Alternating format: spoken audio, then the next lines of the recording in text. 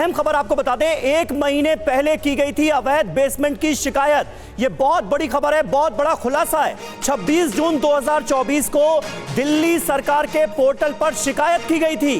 किशोर सिंह कुशवाहा ने पूरी शिकायत की थी कि किस तरह की लापरवाहियां बढ़ती जा रही हैं। और ध्यान दीजिए इस तारीख पर, तारीख है 26 जून 2024। 26 जून को ही शिकायत की गई थी दिल्ली सरकार के पोर्टल पर।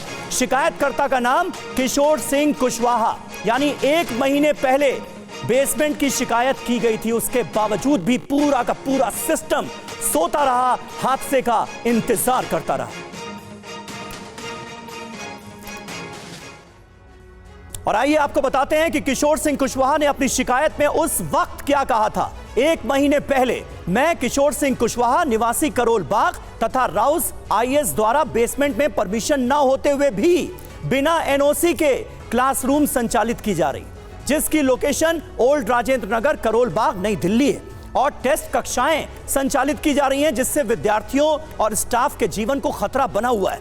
कोई बड़ी दुर्घटना होने की आशंका है, इसलिए इस संबंध में संबंधित संस्था को सूचित किया तो उन्होंने कहा कि इसका पैसा दिल्ली नगर निगम कमिश्नर को जाता है तथा इस प्रकार से एमसीडी में भ्रष्टाचार का एक बड़ा उदाहरण दिखाई देता है। विनम्र अनुरोध है कि इस प्रकार के बड़े बड़े यूपीएससी के कोचिंग संस्थान जो विद्यार्थियों का जीवन दांव पर लगाकर अवैध जगह पर कक्षा संचालित कर रहे हैं, उन पर कड़ी कार्रवाई की जाए।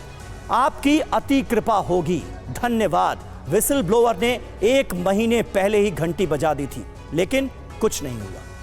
निवान शर्मा हमारे साथ मौजूद हैं, आम आदमी पार्टी के प्रवक्ता। निवान, 1 महीने पहले ही बता दिया गया था कि बिना एनओसी के बेसमेंट में छात्रों को बिठाकर पढ़ाया जा रहा है, उनकी जान जोखिम में डाली जा रही है, उसके बावजूद भी कोई कार्रवाई नहीं। ऐसे काम किया जाता है? जी बिल्कुल। केवल ये एक कंप्लेंट नहीं, ऐसी ढेरों कंप्लेंट्स थी सर, और उन कंप्लेंट्स के ऊपर एक्शन लेते हुए हमने कमिश्नर को डायरेक्ट निर्देश दिए थे कि इनके ऊपर कार्रवाई ऑन ग्राउंड होनी चाहिए। हमें दिखाने के लिए कुछ जगहें सील भी की गई। हमारे पास रिपोर्ट्स भी आई कि ये जगहें जिनके लिए कंप्लेंट्स आई थी वो सील हो गई हैं। उसके बाद छात्रों ने हमें बताया कि कुछ दिनों के बाद सील दोबारा खुल जाती है।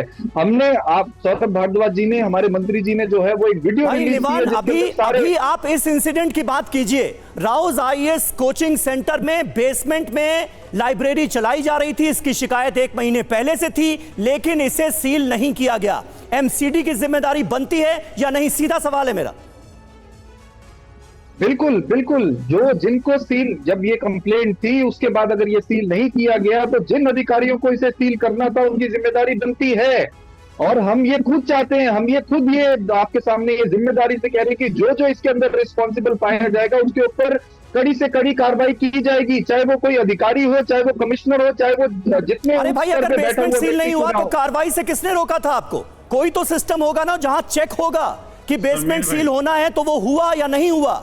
जो नहीं कर रहा है उसके खिलाफ कार्रवाई होगी या नहीं होगी? बिल्कुल है, बिल्कुल है। हमें फोटोज, हम जब हम मंत्रिमंडल में होते हैं, जब मीटिंग लेते हैं तो हमें फोटोज दिखाई जाती हैं। सौरभ भारद्वाज जी ने मीटिंग में एक मीटिंग की वीडियो भी पब्लिक की है, जिसके अंदर उन्होंने दिखाया कि कैसे ये फोटो, यहाँ पर हमने सीलिंग कर दी, यहाँ पे हमने ड्रेनेज क्लियर कर दिया, लेकिन ये फोटोज है कि यहाँ पे नहीं हुआ, तो कौन जवाबदेही? अरे भाई, आप तो प्रोटेस्ट पर बैठे छात्रों की तरह बात कर रहे हैं। आप सरकार है हुजूर, कार्रवाई आप ही को तो करनी है, एक्शन आप ही को तो लेना है। एक्शन से किसने रोका? एक्शन से किसने रोका आपको? नहीं, आपको टेक्निकलिटी को समझना पड़ेगा। अधिकारियों की जिम्मेदारी जो है वो एलजी के ऊपर, एलजी अधिकारी एलजी के अंदर आते हैं, केवल अधिकारियों को लेकिन आप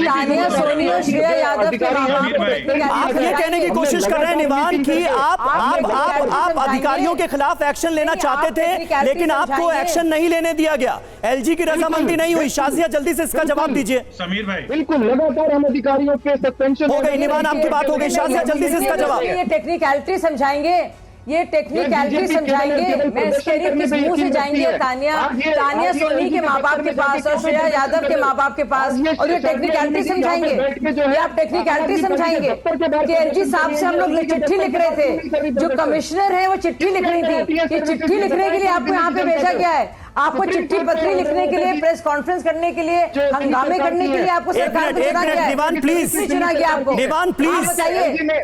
आप बताइए, आप अपनी थोड़ी जिम्मेदारी समझिए निवान। की जिम्मेदारी अब सरकार आपने जो सवाल उठाया है शाजिया, बिना राजनीति से थोड़ी देर परे हटकर इस सवाल का जवाब दीजिए। जो निवान कह रहे हैं कि हम चाहते थे जो दोषी ऑफिसर्स हैं उनके खिलाफ एक्शन लेना, लेकिन इसकी इजाजत एलजी साहब ने नहीं दी। प्रावधान है, मुझे सिर्फ 10 सेकंड दीजिए। अरे 1 मिनट भाई नीरज जी, आ रहा हूं आपके पास। झूठ 10 सेकंड दीजिएगा। पहले शाजिया को उनका जवाब दे देने दीजिए। वो कह रहे हैं एलजी साहब ने अनुमति नहीं दी कार्रवाई की। आप इनके झूठ पर आप यकीन करेंगे? आप कितने झूठ बोले, आप यकीन करेंगे? एलजी साहब अनुमति नहीं देंगे। एलजी साहब आप कहां से गए इस पूरी बात में? मतलब एलजी साहब का लेना देना क्या है? मतलब कितना झूठ बोलेंगे भाई। एलजी साहब इसमें भी आ गए। अगर सुनिए, नहीं सुनिए, अरे किसके अंदर यही करते रहे ये लोग, ये इसके अंदर आता है, उसके अंदर आता है। यानी जिम्मेदारी से पल्ला झाड़ने की कोशिश हो रही है, ये आप कह रही हैं। जल्दी से नीरज जी, एक पॉइंट फिर मुझे राजेश भट्ट जी का रुख करना है। ठीक है नीरज जी, जल्दी से। आपको भी लगता है कि आम आदमी पार्टी झूठ बोल रही है? पिछले 10 साल से इन लोगों को सरकार चलानी नहीं आई। इनके पास विधानसभा में एक प्रिविलेज कमेटी होती है।